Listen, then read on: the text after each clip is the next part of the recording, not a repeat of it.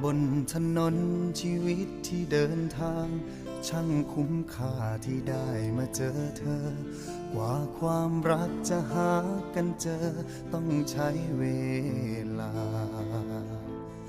ได้สัมผัสส่วนลึกหัวใจเธอนี้ใช่สิ่งที่ฉันหาช่วยดูแล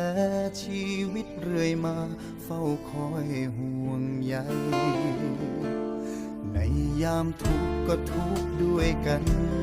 ในยามสุขเห็นรอยยิ้มหวานขอบคุณฟ้าที่ประทานส่งเธอมาให้ไม่มีคำที่จะบรรยายแทนหัวใจที่มันตื้นตันความรักเธอที่มอบให้ฉันมีค่ามากมายเธอคือชี